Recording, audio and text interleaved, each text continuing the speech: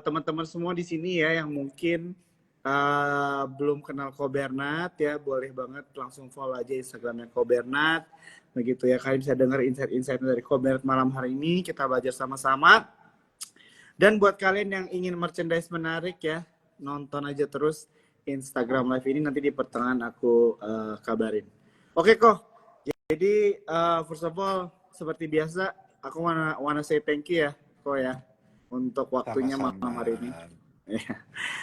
Bernard sibuk kawal IHSG katanya. Waduh, luar biasa. Oke kok, jadi gimana nih kok tanggapannya melihat IHSG? Pas banget kan kita live hari Jumat malam, jadi mungkin bisa recap deh kok sekalian minggu ini. Ya, jadi mungkin kalau kita lihat sebetulnya inflow yang masuk ke ISG dalam 3 minggu terakhir ini sudah cukup expected ya. Saya nggak tahu, terakhir kita live itu saya sempat bahas nggak? Bahwa bond itu kan outflow dari Januari sampai bulan April ya. Terus sejak bulan Mei itu bond udah mulai inflow pelan-pelan. Mei, Juni itu dari minus 47 triliun udah pelan-pelan masuk sampai di bulan Agustus awal bond kita itu udah sisa 20 triliunan dari outflow yang sejak dari awal tahun. Nah, dalam 3 minggu terakhir itu kita dari minus 23 triliun kita udah plus lebih dari 10 triliun. Jadi inflow-nya itu memang luar biasa di pasar obligasi. Kenapa kok pasar obligasi kita bisa dapat inflow begitu besar setelah outflow berturut-turut dari awal tahun? Kita kan tahu di awal tahun diawali dengan pasar ini cukup pesimis masalah cut rate karena sebetulnya pasar ini over expectation yang saya pribadi hanya expect di tahun ini tuh cut rate 2-3 kali. Waktu itu market ekspektasinya cut rate 7-8 kali gitu kan. Dan ternyata dengan data-data ekonomi yang ada dari Amerika yang menunjukkan bahwa oh kelihatannya Amerika tidak akan cut rate dalam waktu dekat nih. Itu terjadi bulan 1, bulan 2 tuh. Sehingga apa? Itu menyebabkan US Treasury yield 10 years-nya naik dari 3,94% sampai ke 4,8%. Nah, dalam porsi itu kita punya Indo bond yield itu di 6,2%. Jadi spread antara US dan Indo bond itu berarti cuma berapa? 1,4% ya. Gimana itu bagi smart money, market Indonesia nggak worth it dengan resiko kita kok kita premiumnya dari Amerika cuma selisih 1,4%. Akhirnya terjadilah outflow besar-besaran sampai peak kita punya Indo bond yield itu 7,3% untuk 10 years-nya dan kita juga sempat nerbitin SRBI di 7,4%. Itu baru kita bisa ngerem outflow karena spread antara Indo dan US sekitar 2,5%, which is yang cukup favorable untuk smart money. Jadi return favored risk lah ya. Setelah itu pelan-pelan berita mulai muncul nih. Oh ternyata data ketenaga kerjaan mulai melunak. Terus mulai lagi muncul perihal apa GDP Amerika mulai melunak, CPI-nya mulai melunak, sehingga ada optimisme kembali untuk terjadi cut rate. Sehingga pelan-pelan dari Mei itu kita mulai ada inflow. Terus di bulan Juni-Juli, inflow itu sempat tertahan karena apa? Loh ternyata datanya jeleknya kok jelek banget gitu kan. Sehingga mereka khawatir, oh ini hard landing nih. Jadi hard landing bisa resesi. Akhirnya kita ketahan lagi, karena mereka lebih favor ke safe haven. Makanya sempat gold itu juga sampai di posisi sekarang stabil di 2.500. Karena mereka masih ada concern tentang hard landing. Dan bond kita juga inflow-nya berhenti. Hingga akhirnya data Amerika keluar lagi, rilis lagi. Oh ternyata ini kemungkinan hard landing-nya kecil kok. Kemungkinannya terjadi soft landing. Akhirnya apa? Di bulan Agustus ini kita digerojok inflow begitu besar. Karena kita masih di 7,2%, sedangkan US Treasury yield itu udah di 3,8%. Ya otomatis kita return favored risk-nya gede banget. Sehingga apa? Orang berbondong-bondong cari emerging market ya pasti Indonesia salah satunya yang diburu gitu kan. Sehingga sekarang udah cukup price in di 6,5%. 6,5-6,6% di Indo Bond 10 years kita. Nah, biasanya setelah inflow ini terjadi di bond market, within 1 or 2 months itu akan mengalir ke equity market, which is inflow itu start dari bulan Mei Juni ya, Agustus ini udah mulai ada inflow di equity market nih. Peaknya kapan? Mungkin peaknya sekitar bulan 10. Tapi ketika nanti bulan 9 Fed mulai cut rate, entah itu 25 atau 50 pips, saya percaya di sana ada kemungkinan sedikit sell on the news ya. Sedikit sell on the news, mungkin akan cengkok sendiri sedikit, dan itu akan membuat ISG lebih sehat, karena kita memang butuh koreksi dikit untuk bisa menanjak menuju target ISG yang saya dari awal tahun prediksikan di 78 sampai 8.000. Seperti itu. Oke, thank you banget kok Bernard penjelasannya. Jadi teman-teman di sini kita bisa melihat ya bagaimana perputaran outflow dan inflow ya ke dalam bursa kita begitu ya teman-teman ya, dengan melihat tentunya dari perubahan data-data global ya, terutama di Amerika Serikat mengenai suku bunga ya teman-teman ya. Dan menarik sekali ya teman-teman ya. Jadi nanti ini buat kalian ya yang mau merchandise dari Sukor, seperti biasa kita buatnya itu kalian screenshot Instagram live malam hari ini ya. Jadi malam hari ini kita bilangnya apa ya, kuliah pendek ya sama Bernard. Jadi teman-teman screenshot aja Instagram live malam hari ini, tag Instagram Sukor, tag Instagramnya Bernard ya. Kenapa harus tag Instagram Sukor? Supaya bisa dilihat ya teman-teman ya sama adminnya, sama masukin di caption kalian apa yang kalian pelajari malam hari ini. Oke, tadi Bernard ada mention kemungkinan peaknya itu di bulan 10 ya kok ya? Betul ya kok? Betul. Oke. Nah, Betul, jadi kalau betul. misalnya sampai akhir tahun pun itu tapi tetap menarik ya bursa kita ya, walaupun memang tadi kalau Bella kan mention perlu adanya koreksi-koreksi sehat supaya kita bisa ke titik target yang diinginkan tadi kan. Oke, jadi ya namanya market, kalau kita nggak ada koreksi, itu berarti nggak ada kesempatan untuk cuci barang. Nah, kalau nggak ada cuci barang, semua orang hold, itu biasanya volume habis. Volume habis, itu ibarat kalau mobil tiba-tiba bensinnya habis. Uangnya nggak muter gitu kan. Tapi kalau ada koreksi, itu orang mulai take profit, orang mulai jual barang, orang mulai dapat cash lagi ketika di harga yang menurut investor atau trader murah, mereka bisa kembali masuk lagi. Jadi ini yang diperlukan oleh market, ya perputaran duit itu kan, karena perputaran duit ini kan bensinnya market. Makanya jangan dikira oh naik terus itu bagus, ya bagus, tapi lama-lama kering. Sama kayak saham, kalau naik terus ya lama-lama kering gitu kan, karena udah nggak ada yang berani beli di atas, yang mau jualan pun nggak ada yang mau beli gitu kan.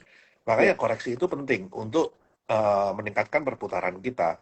Tapi kalau kita lihat sampai akhir tahun, saya sih masih optimis ya. Jadi bulan 10 peak bukan berarti habis peak langsung, oh dari inflow langsung turun. Enggak juga, karena setelah biasanya inflow dari asing itu masuk, second liner, third liner itu pasti cukup meriah.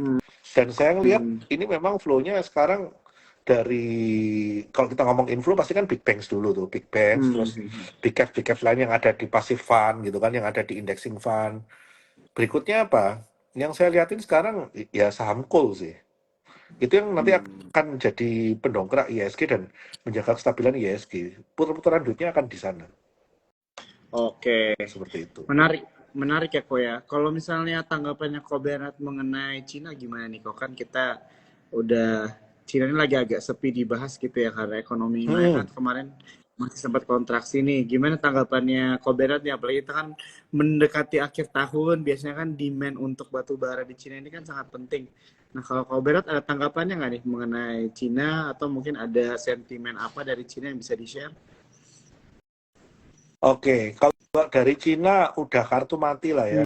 Saya sih expect Cina ini mungkin akan jadi the great deflation years kayak Jepang.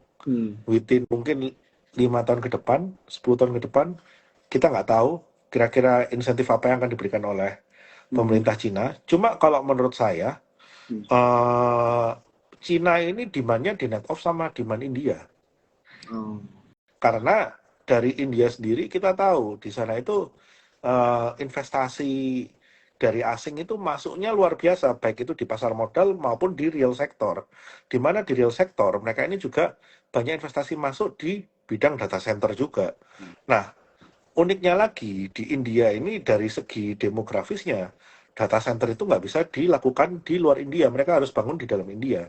Mereka nggak mungkin bangun di Pakistan, mereka nggak mungkin bangun di Cina. Walaupun mereka berbatasan dengan Pakistan dan Cina. Walaupun mungkin di sana lebih murah. Jadi mereka pasti bangunnya di dalam India karena geopolitiknya mereka. Nah, demand data center ini pasti akan menaikkan demand terhadap coal. Itu udah pasti. Nah, ini yang bisa jadi coverage dari hilangnya demand di Cina. Makanya saya sering sampaikan dalam live saya, coal itu jangan diharapkan balik ke 50-60 dolar. Coal itu udah berada di new era. Bottomingnya itu di 120 dolar dan udah lewat. Dan karena bottoming coal ini udah lewat, demandnya udah pasti, dan berikutnya adalah higher price for coal, jangan dibayangin 400, tapi ya saya bayanginnya 150 sampai 170. Ya, di situ pasti saham-saham coal akan re-rating.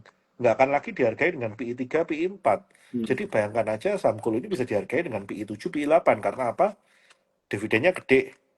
Tapi biasanya orang dividen gede nggak akan mau beli kalau dia tidak bisa diprediksi ke tahun-tahun berikutnya. Apalagi kalau harga coal kita tahu, oh hari ini coalnya 400, besok bisa 200. Orang nggak akan mau makan juga walaupun dividen gede. Tapi kalau kita tahu sekarang, dalam posisi sekarang, dividennya adalah sekitar 10-15%, sedangkan coalnya di bottom, ya berarti berikutnya adalah upset atau at least stabil. Nah, inilah yang menyebabkan coal nanti akan menjadi re-rating. Jadi, semua kekhawatiran masalah China slowdown itu udah price in, dan demand dari China ini udah digantikan oleh India sih. Seperti itu. Oke, thank you banget kok jawabannya ya. Jadi ini mungkin menjawab pertanyaan beberapa teman-teman juga kali ya yang berharap-harap kok begitu kan ekonomi Cina ini balik lagi sehingga batu bara seru lagi gitu kan kayak dulu ya. Tapi ternyata ada new standard lah ya teman-teman yang perlu kita perhatikan juga ya. Ya. Oke. Nggak bisa lah, Cina kartu mati dulu lah, dipeti eskan dulu lah. Sekarang kita lihatnya ke pertumbuhan India. Jangan sampai India ini overheat. Karena kalau India overheat, nah ini belum ada calon pengganti consumer energi sebesar India lagi nih setelah Cina. Seperti itu. Oke. Ya. Jadi teman-teman nih mungkin boleh nih ya memperhatikan ya kan kalau mau di your own research juga mengenai perkembangan ekonomi ya di India ataupun mungkin dampak-dampaknya yang bisa kita rasakan itu teman-teman bisa nih ya kita mulai coba belajar juga sendiri. Oke kok mungkin kita masuk ke sektor dikit dulu kali ya sebelum kita jawabin pertanyaan teman-teman gitu. Jadi kalau dari adanya inflow dari luar gitu ya masuk ke bursa kita gitu kan, ada nggak nih kira-kira jawaban dari Ko Bernard yang bisa di share sektor-sektor apa nih yang paling pertama masuk gitu kan? Oke, Contohnya kalau kalau misalnya kita, kita lihat, gimana kok? gimana cuy? Silakan Ya, cuy. jadi kan contohnya kemarin ada sektor properti itu sempat menjadi leading sektor ya kok ya. Kayaknya waktu itu hari apa ya, aku juga lupa begitu kan. Apakah itu ada hubungannya dengan antisipasi market melihat the Fed akan cut interest rate gitu kan. Dan soalnya kalau kita lihat juga kok Pani itu crazy banget kok 1 minggu ini. Itu kayaknya nanti mungkin aku mau tanya juga nih sama Ko Bernard kira-kira tanggapannya nih tentang Pani. But monggo kok silahkan. Oke, jadi ini dua hal yang berbeda. Kalau kita ngomong inflow, itu kita bukan ngomong sektoral, kita ngomongnya simple. Inflow, kita ngomongnya biggest market cap, top 10 yang ada di passive fund.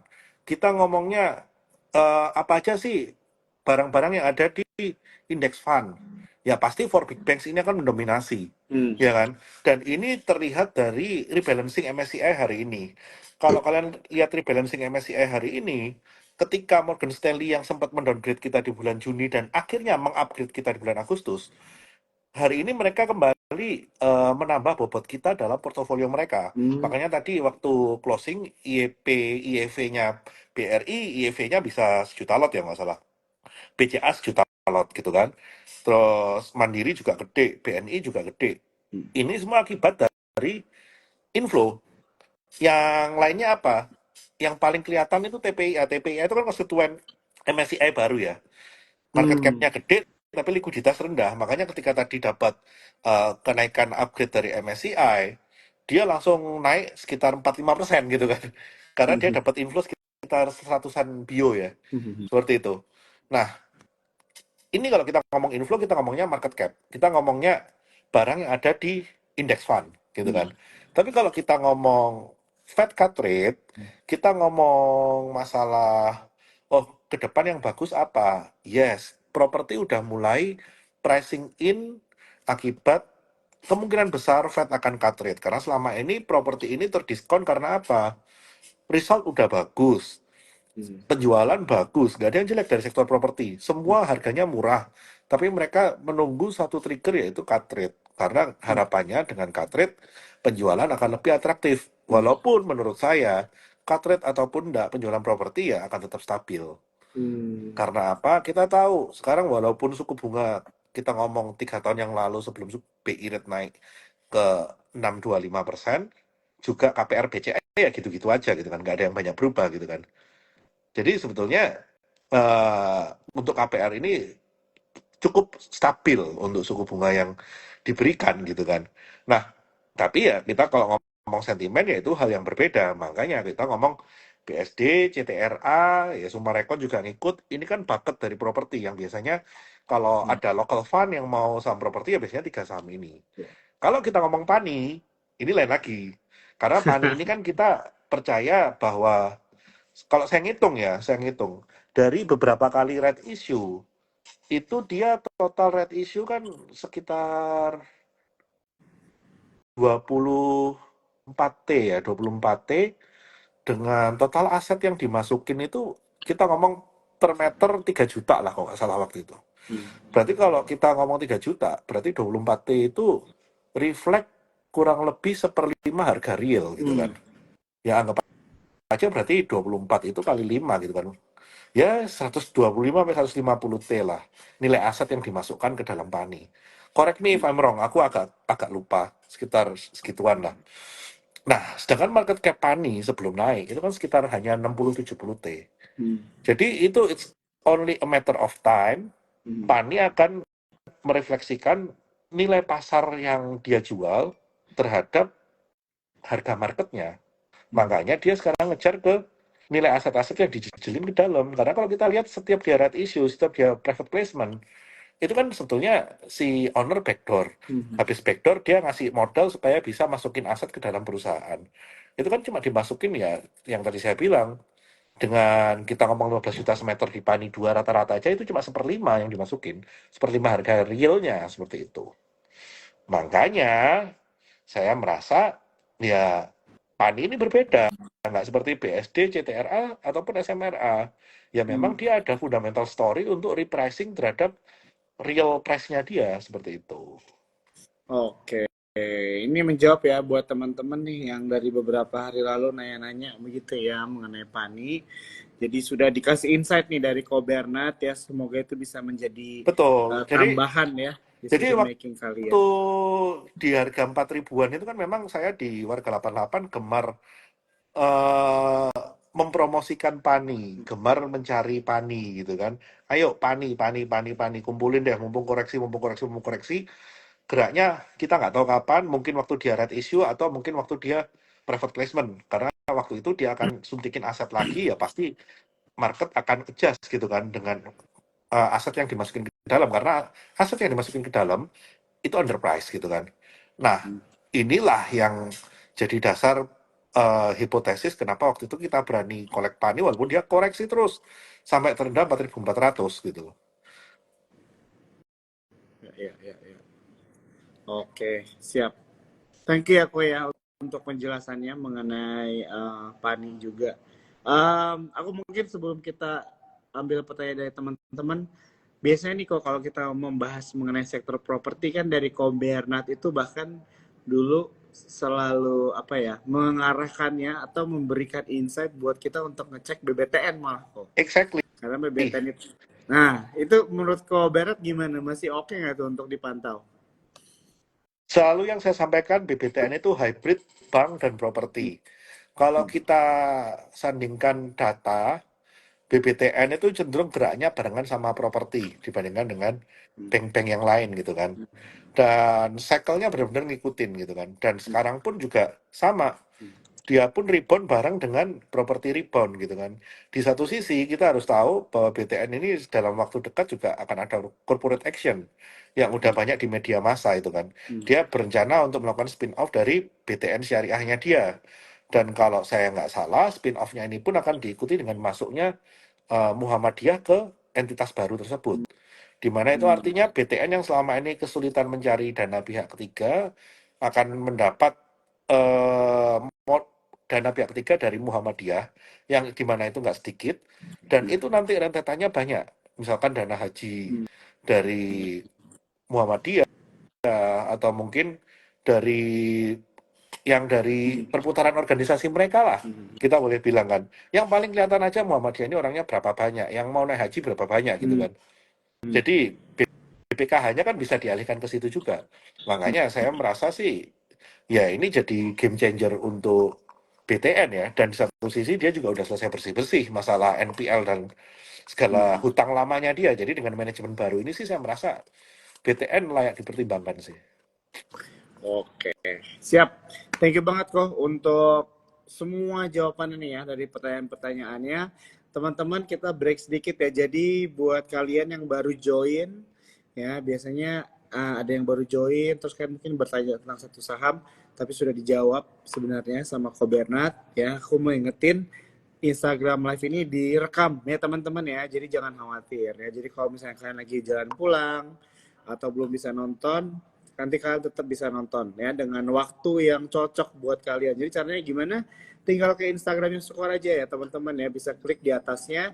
Nanti kalian setelah Instagram live ini selesai nanti akan langsung ke upload ya teman-teman ya. Jadi kalian bisa nonton dari awal lagi. Karena tadi di awal Kobarat ada kasih beberapa mention insight ya menarik mengenai market kita, tanggapannya mengenai ekonomi di Cina ya, dan apa juga yang perlu kita perhatikan ya ekonomi negara lain, dan juga ada beberapa hal-hal lainnya yang di-share ya. Jadi kan jangan sampai ketinggalan. Oke, kok kita coba jawabin pertanyaan teman-teman. Oke, kok ya, aman ya. Boleh. Oke.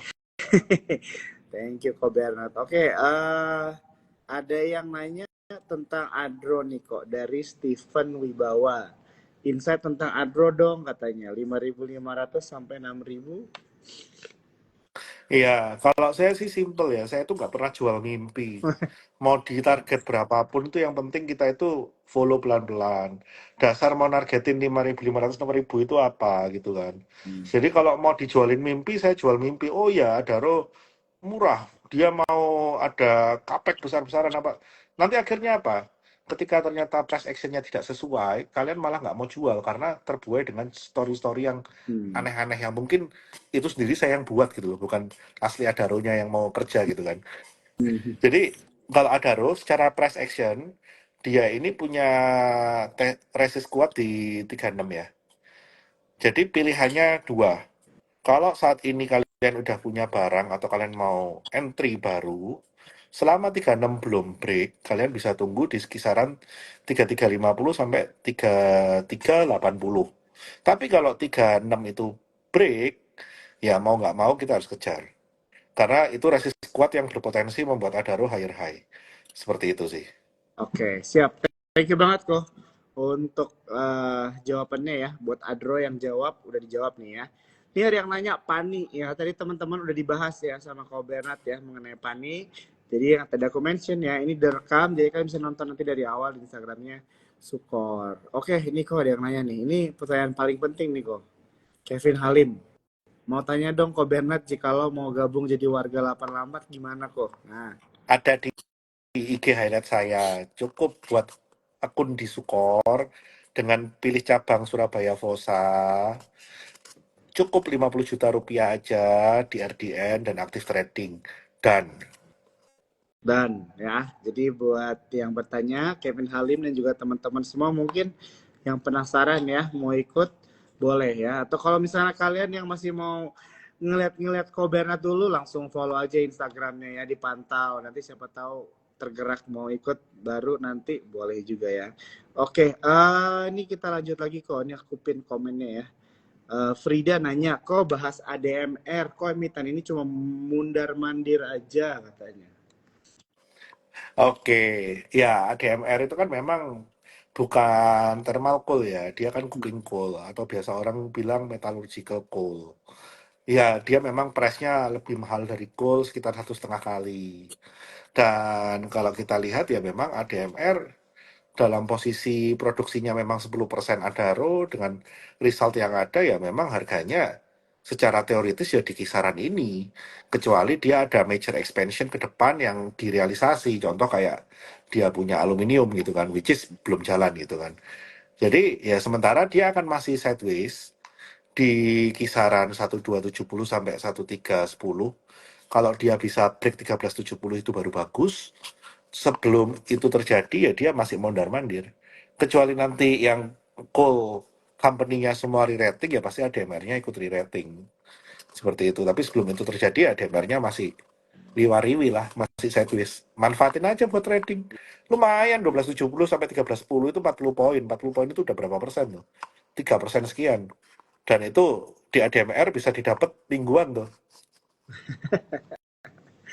Oke, siap. Kita lanjut lagi ke pertanyaan berikutnya. Ada pertanyaan dari Cuan Liu nih. Tadi kita udah bahas dua-duanya sih kok saham ini, PANI sama BTN. Tapi katanya kalau mau re-entry masih bisa nggak kok tuh kira-kira dan di berapa? Kalau Pani sih saya nunggu ngebase ya, saya nunggu ngebase. Ya favorable di kisaran. Saya nggak mau maksa sih di atas 7.000 saya nggak mau sih. Saya masih kisaran 63, maksimal 66. Kalau di atas 7.000 saya nggak pilih. Kalau BTN mau entry masih bisa, posisi sekarang masih oke 12.90 sampai 13.10. Sorry, 13.90 sampai 14.10 itu masih oke. Oke, oke. Siap, udah dijawab ya nih ya. Buat teman-teman tadi ada beberapa nih yang nanya tentang PANI. Ya, udah dijawab bahkan sama re-entry-nya kapan yang menarik ya. Oke. Um, ini ada yang nanya lagi kok dari Black Curcuma. Kok tolong bahas BMTR dan kawan-kawan. Saham under value tapi nggak gerak-gerak kok. Gimana? Mungkin secara general juga kok bisa kali ya di kasih insight nih buat teman-teman yang mungkin baru mulai belajar trading atau investing. Ya kan, mungkin katanya kalau saham under value itu menarik, tapi ternyata nggak selalu bergerak juga. Kira-kira ada advice nggak nih buat teman-teman? Ya, saya cuma kasih permisalan. Kalian punya dagangan, kalian punya produk yang bagus. Tapi produk ini tidak didisplay dengan bagus, tidak dimarketing dengan bagus. Orang-orang nggak tahu kalau barang kalian bagus. Atau bahkan mungkin orang tahu barang kalian bagus, tapi barangnya nggak available. Ya, otomatis barang itu juga nggak bisa dijual laris di pasar ya. Kasarannya kayak gitulah. Jadi kita itu nggak cukup punya saham bagus, tapi saham itu juga harus punya flow. Kamu Ya. punya saham bagus, tapi kalau nggak ada flow, percuma. Flow-nya bisa dari mana? Bisa dari fund, bisa dari fund lokal atau fund asing, ya kan? Atau bisa jadi uh, anchor investor. Sekarang itu semua yang belum dimiliki oleh BMTR. Itu yang belum dimiliki oleh MNCN. Seperti itu. Jadi kalau kita ngomong under value, ya istilahnya gini loh, banyak saham murah, tapi yang kita butuh itu bukan saham murah, yang kita butuh itu saham yang bisa naik. Nah, menarik kok. Bisa jadi caption tuh teman-teman tuh ya, yang mau merchandise menarik malam hari. Percuma murah kalau nggak naik-naik. Ya, ya, ya. Oke, kok. Thank you banget. Kita lanjut lagi. Ini menarik. Ini lucu banget nih. Ada yang bilang ini nih. Kobernat update chartnya di luar kepala. Ini ya, teman-teman kita break dikit ya. Maksudnya, ya. Jadi kalau ngobrol sama Kobernat ini salah satu yang paling enak kalau dari aku aku nih kok ya. Soalnya ngobrol apa aja bisa kejawab gitu. Jadi nggak perlu ada list of questions. Kayak aku lempar pertanyaan apa aja, kok Berat jawab aja gitu kan. Aku aja nggak tahu nih kok Berat depannya ada layar apa enggak tadi. Jadi kayak price range aja aku mungkin ya udah tahu lah gitu kali ya. Oke, Hafal wah Jo, ini banyak. tiap hari ngeliatin soalnya. Jadi kalau Betul betul. kita trading beneran sih, kita nggak perlu lihat chart sih, kita udah hafal ya. Iya, iya, iya, iya. Kecuali kalau kita nggak pernah trading ya kita ditanyain harga ya bingung. Nah, Harus utak-utik chart dulu, cetak cetuk bingung, menjawabnya lama. Tapi kalau kita trading ya udah hafal luar kepala ya. oke, siap menjawab pertanyaan nih teman-teman ya yang mungkin nggak bisa make sense gitu ya kalau Koberna tuh menjawab cepat banget karena memang udah makanannya setiap hari guys ya. Oke, ini ada pertanyaan kok dari RDB Go. Tower mahal nggak kok harga sekarang? Mungkin kalau ada insight mengenai sektor ini juga boleh kok diceritain. Oke, jadi sebelumnya saya ngomong permenaraan dulu. Ya. Tower-toweran secara umum itu sangat sensitif terhadap suku bunga karena perusahaan menara-menara ini biasanya untuk capex selalu pakai hutang, mereka nerbitin obligasi ataupun utang bank. Sehingga segala sesuatu yang berhubungan dengan penurunan bunga itu pasti secara langsung akan menurunkan cost of capital mereka dan menaikkan margin mereka. Kata kuncinya di situ. Jadi kalau selama ini dilihat kayak TOWR, tebik, kok kayaknya resultnya kurang bagus ya. Hmm. Ya karena cost of capital mereka naik. Hmm. Udah sesimpel itu. Nanti ketika suku bunga turun, mereka bisa restructure mereka punya utang. Hmm. Seperti TOWR, setahu saya mereka juga akan sudah menerbitkan obligasi yang udah untuk menyambut suku bunga yang baru ini, ya harusnya cost of capital mereka juga akan lebih murah gitu kan. Nah, pasti itu akan terjadi perbaikan di bottom line mereka. Nah, ini yang menjadi menarik bagi tower. Dan sekarang harganya juga udah berada di area ranging yang cukup nyaman Hmm. untuk kita collect. Jadi kalau kita collect di 790, nggak usah ngomong deh di swing lama-lama, jual 820, 840 aja udah berapa persen gitu kan. Hmm. Udah 5% lebih gitu kan. Ya itu dimainin aja terus sampai kaya. Itu di grup saya suruh TWR aja udah mungkin ada 4 kali kali range Hmm. 790 sampai 810. Itu 4 kali kali 50 udah 200 poin loh. Itu sama kayak TP di 1000 loh itu. Iya, Kayak iya. gitu. J- Jadi ada Oh, 1001 cara untuk kita dapat gain. Nggak harus kita selalu gain itu yang berpersen-persen, berbager-bager. Kita cari saham ranging, kita manfaatin untuk tektok, tektok, tektok ya ngumpul juga duitnya. oke. Seperti Siap. itu. Sorry. Oke, Niko live-nya di save dong. Ini di save ya teman-teman ya. Iya. Oh ini lucu sih kok. Excel friend gimana nih kok? Katanya kan mau merger nih cerita lama kok. Oke. Kalau menurut saya itu pasti terjadi. Karena dari industri sendiri, Excel butuh merger sama Friend. Masalahnya, yang bakal survive siapa? Excelnya apa Friend-nya? Siapa yang melebur kemana? Kan seperti itu. Hmm. Kalau kita lihat secara market cap, ya harusnya Friend yang melebur ke Excel. Tapi di sini ada satu trivia. Friend ini masih punya warrant yang expirednya 2026. Nah, kalau friend-nya melebur ke Excel, nasib warrant-nya seperti apa? Apakah di-convert ke Excel dengan harga yang sama seperti awal, yaitu ditebus di harga 100 atau seperti apa? Nah, ini kan belum ada peraturan yang pasti dari bursa ataupun OJK mengenai merger perusahaan yang masih punya warrant aktif. Jadi pilihannya dua, antara mergernya itu baru nanti setelah warrantnya hangus, atau entitas survivingnya ya di friend supaya warrantnya nggak bingung gitu kan. Jadi kalau entitas survivingnya di friend ya tetap di convert jadi friend, tinggal nanti ketika dilebur dengan Excel harga friendnya di berapa, yaitu benefit dari pemegang warrantnya. Nah, so far kita belum tahu mana yang akan surviving gitu kan. Hmm. Cuma setahu saya Axiata memang mau exit sih dari Indo. Jadi bukan cuma merger, jadi kemungkinan setelah merger Axiatanya akan jualan baju barunya itu ke investor lain. Seperti itu. Oke. Ya, jadi soalnya obrolan mengenai Excel Friend ini terus-terus dibahas kok gitu kan ya. Ya sama lah, Merger ini. kayak Hutchinson itu kan sama Indosat juga berapa Hmm, tahun tuh, 2-3 tahun kan. ya, M&A ya. segede ini bukan hitungan bulan, M&A segede ini pasti hitungannya tahun sih, Oke. Siap. seperti itu. Thank you kok untuk jawabannya mengenai yang sudah ditanyakan. Kita lanjut nih kok, ada pertanyaan dari Adi Putra. Kalau mengenai grup Bakri nih kok, kira-kira dari Koberet ada tanggapannya nggak? Soalnya ada ngobrol dengan beberapa influencer katanya mau manggung, bahkan dikatakan Bumi udah mulai menarik dan sebagainya. Kalau tanggapan Koberet gimana nih? Oke, saya bahas Bumi aja deh. Boleh, boleh. Jadi kita kan tahu nih, Bumi itu adalah salah satu pemegang IUPK. Dan semua pemegang IUPK ini terganjal satu. Royaltinya itu di range 28-32%. Berarti itu artinya apa? Kita punya penjualan 100, itu 28-32%-nya itu udah hilang untuk royalti. Baru nanti dikurangi HPP, ya kan? Dikurangi bagi hasil, baru sisanya itu margin perusahaan, which is itu very small gitu kan.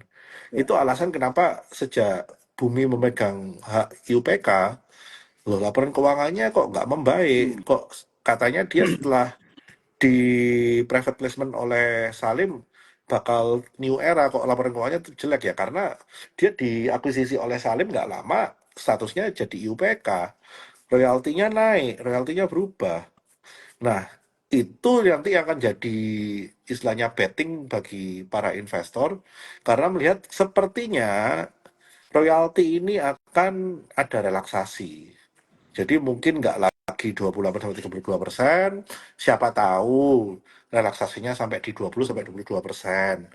Nah, 8% di royalti ini berkurang, jangan dikira cuma 8%, kecil lah. Itu pengaruhnya ke bottom line bisa gede tuh. Karena dia potongannya dari atas, bukan potongan dari bottom line tuh. Itu potongannya dari top line. Seperti itu kan. Sehingga ya saya merasa story ini kalau memang ada realisasi untuk relaksasi royalti, ya itu bisa jadi katalis yang sangat bagus untuk Bumi. Di sisi lain kita juga tahu Bumi itu termasuk penyumbang DMO terbesar di Indonesia. Kalau PTBA kan udah pasti, PTBA itu kan state owned, jadi dia harus support pemerintah untuk ketahanan energi gitu kan. Yang KPC yang dimiliki Bumi itu sumbang DMO gede banget. Dan kita tahu RKAB Indonesia untuk coal itu 920 juta ton. Dari 920 juta ton itu DMO kita 25%, which is 230 ton lebih. Sedangkan kebutuhan dari PLN itu cuma 120-130 ton. Kebutuhan industri semen itu sekarang cuma sekitar 50 ton.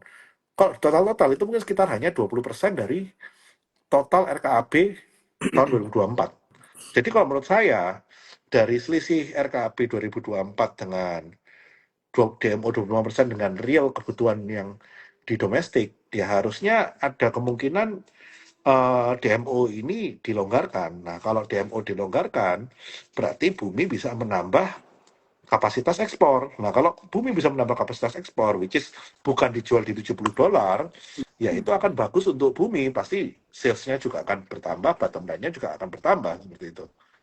Jadi, dua katalis ini yang menurut saya nanti akan menjadi trigger bagi Bumi. Jadi bukan katanya-katanya aja ya. Jadi bukan kita mengandai-andai atau pakai insider, kita pakai logika aja sih. Kayak gitu. Oke. Oke. Thank you kok. Ya, jadi buat teman-teman yang nanya Bumi, tadi actually dari atas sudah ada yang nanya-nanya tentang Bumi ya. Jadi sudah dijawab juga. Ya, di sini masih ada beberapa teman-teman nih yang bertanya-tanya mengenai IG Live ini. Ini direkam ya teman-teman, jadi jangan khawatir, kan bisa nonton dari awal ya. Oke, ini kok mungkin kita jawab cepet yang ini nih, kayaknya penting juga nih buat teman-teman yang mau ikut Warga 88. Dari Liana Lim nanya nih kok, apakah ikut Warga 88 bisa untuk swing jika menengah tidak all day di market? Justru perasaan saya punya menu trading itu paling santai deh. Saya nggak suka scalping ya. Nah, terjawab sudah ya teman-teman ya. Oke, ya Niko, ini menarik nih. Kita mungkin agak mundur dikit ya, balik ke Big Banks.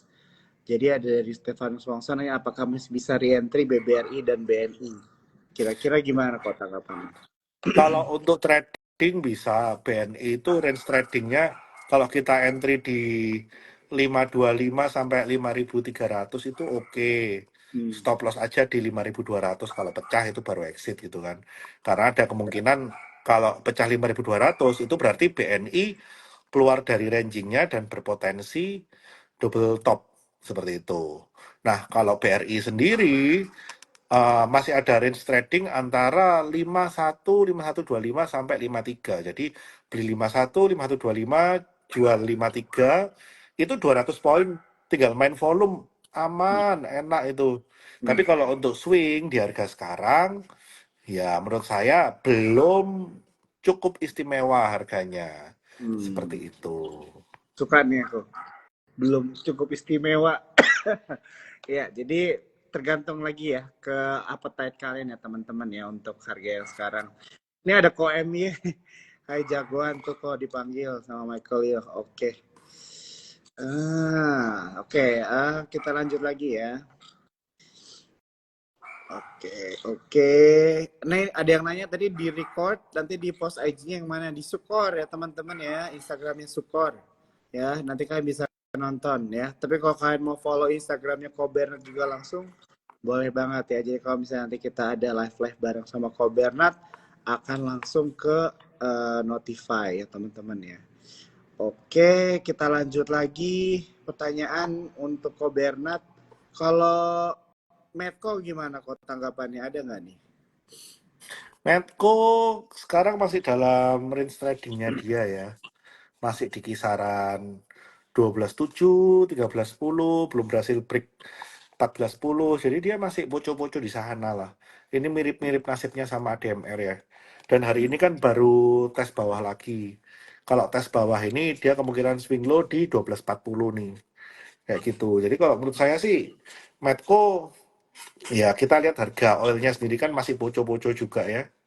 Dia ini kan kadang katalisnya juga dari oil juga yang buat dia cukup menarik. Nah, kalau di level ini sih saya lihat kalau kamu nggak cukup sabar, flow-nya belum ke sana. Hmm. Ini masih Oke, oke, oke. range-range trading dalam zona sideways. Siap. Seperti itu. Oke, ini menarik nih ya. Dari Karen Candy ini jarang nih sektor ini. Biasanya ya kalau di TikTok diobrolin. Dengan kurs yang mulai turun, sektor consumer gimana nih kok Aceh, Sido contohnya. Kalau dari Koberat ada nggak fee-nya nih mengenai consumer goods? Oke, ACES ini punya satu tantangan. Kita masih belum tahu kebijakan terhadap impor barang Cina yang white label ini seperti apa. Sedangkan kita tahu barangnya ACES itu kan semua white label dan semua dari Cina kan. Kalau itu memang ada kenaikan pajak impor yang cukup signifikan, apakah iChess bisa pass on? Dan yang jelas, kalau dia nggak bisa pass on, berarti kan menggerus margin ya. Itu yang cukup bermasalah dari iChess. Nah, untuk sementara sampai itu jelas ya kita belum tahu nih. Seperti itu. Kalau Sido saya nggak tertarik, saya lebih tertarik mungkin kayak Mayora lah ya. Hmm. Saya lebih tertarik Mayora. Ya, Mayora ini kan pemainnya bukan hanya pemain domestik, tapi gede di Filipina, di mana Filipina ini juga kan, kalau kita ngomong itu kayak Indonesia tahun 90-an lah ya. Hmm. Jadi konsumsi di sana itu juga lagi merekah-merekahnya, lagi bagus-bagusnya. Jadi kayak tahun 92 ribu kayak Unilever baru ada penetrasi ke Indonesia, ya pasti growth-nya luar biasa seperti itu. Jadi kalau saya pribadi, saya consumer suka itu. Selain itu saya suka retail sih. Alfamart, Midi itu oke. Ya, ya. Seperti itu. AMRT Jadi aku masih pegang dari tahun 2021 kok. betul, itu saya masih cukup menarik sih retail di Hmm. AMRT MIDI seperti itu. Ya, ya, ya. Oke. Ya, kok kita tinggal 2 menit lagi. Ini Edwin nanya berkali-kali ini ya. Ini harus kita jawab dulu kok sebelum mungkin satu pertanyaan terakhir ya. Ko Astra untuk Jardine bagaimana proyeksi ke depan? Target 6.500 make sense nggak? Kalau dari ASI gimana nih kok tanggapan? Oke. Orang-orang ini kok suka narget-narget ini kenapa ya? Daripada narget itu kan lebih mikir kira-kira tesisnya apa yang mendukung ke sana gitu loh. Kalau narget-narget tak kasih target 8.000 loh ya. Iya kan? Jadi ini kebiasaan retail-retail yang baca research report nggak dibaca tesisnya cuma lihat target price. Ini kayak gini nih. Jadi cuma concernnya ke target price gitu kan. Jadi gini, kalau masalah Astra dan Jardine menurut saya kalau Jardine mau exit, dia akan exit dari ASI. Jardine menurut saya tidak akan mereteli Astra. Karena kalau Jardine mereteli Astra, yang big chunks-nya itu ada di UNTR sama AALI. Ya, AALI pasti dijual nggak bisa at premium bagi saya. Pasti bisa dijualnya at fair price or discount. Apakah Jardine mau? I don't think so. United Tractor itu cash cow bagi Astra. 40% dari cash flow-nya Astra itu di United Tractor gitu kan. Apakah Astra mau jual at discount? I don't think so. Even at this price, UNTR itu versi yang sangat murah gitu kan. Dari semua proxy mineral mining, coal contractor, itu dia itu murah banget valuasinya. Jadi menurut saya sih Astra nggak akan meretel, Jardine nggak akan meretelin Astra. Kemungkinan kalau mau jual Astra ya as the whole holding dia akan jual. Karena selain itu, kalau dia udah bisa jual dua big chunk AALI dan UNTR, yang kecil-kecil itu dia meretelinya setengah mati. Kayak gitu. Jadi kalau mikir sih, ya kayaknya dia akan jual the whole things ya. Karena sekarang mau jual at premium, mau dijual at premium, siapa yang bisa beli United Tractor at premium? Walaupun sekarang ini murah nih. Jujur, United Tractor murah. Dijual at premium di 50.000, 45.000 aja pantas gitu kan. Siapa yang mau beli? Prinsipnya kan di situ. Nah, setelah itu dibeli, nasibnya Astra gimana? Malah Astra ini malah kehilangan cash cow-nya dia 40%. Gitu sih. Jadi kalau saya jadi Astra, ya saya mendingan jual Astra as the whole. Saya nggak pusing meretelin satu-satu gitu kan. Oke, siap. Gitu. Udah dijawab ya teman-teman nih untuk yang nanya ASI beberapa kali. Oke kok kita udah waktunya selesai, tapi mungkin aku mau nanya satu lagi buat Ko Bernard. Kira-kira Yes. ada nggak nih kok piece of advice buat teman-teman sekarang yang nonton malam hari ini untuk apa ya mengarungi pasar modal nih di saat kita lagi kemarin all time high, sekarang mau ada koreksi sehat gitu kan, menunggu suku bunga Amerika yang dipotong dan sebagainya. Kira-kira ada nggak nih kok nasihat wejangan nih buat teman-teman trader dan investor? Kalau kalian trading itu tutup telinga, pasang mata. Nggak usah terlalu banyak dengerin cerita-cerita kanan kiri, story-story kanan kiri. Lihat aja chart itu loh. Market discount everything. Semua itu reflect kok. Jadi nggak perlu bingung-bingung cari insider. Yang ada kalau kalian itu bukan siapa-siapa, kalian seolah-olah dapat insider. Itu sepertinya sih insidernya insider bodong ya. Malah kalian jadi exit liquidity nanti. Exit liquidity. Oke, siap. Thank you banget Ko Bernard ya. Karena Sekali the lagi buat true waktunya valuable information itu nggak akan di-share sebebas itu gitu. Betul. Aku setuju banget. Kalau udah Ya. sampai ke telinga kalian, di mana kalian ini bukan siapa-siapa, mohon maaf ya, bukan saya mengecilkan kalian. Kalian bukan siapa-siapa itu maksudnya apa? Kalian bukan orang market, kalian nggak ada relate sama market. Tiba-tiba kalian dapat info yang sebegitu insidernya. Ya, curiga aja. Something too good to be true, never true. Something to be true, never true, betul banget ya. Something too good to be true, never true. Nah, itu dia. Oke, Ko Bernard, mungkin kita end di sini aja ya. Itu udah kata-kata yang bagus banget untuk menyudahkan Aji Live kita. Sekali lagi, thank you banget ya Ko Bernard waktunya dan insight-nya buat malam hari ini. Dan buat semua teman-teman yang nonton malam hari ini, happy weekend juga ya semuanya ya. Bye-bye, sampai ketemu lagi.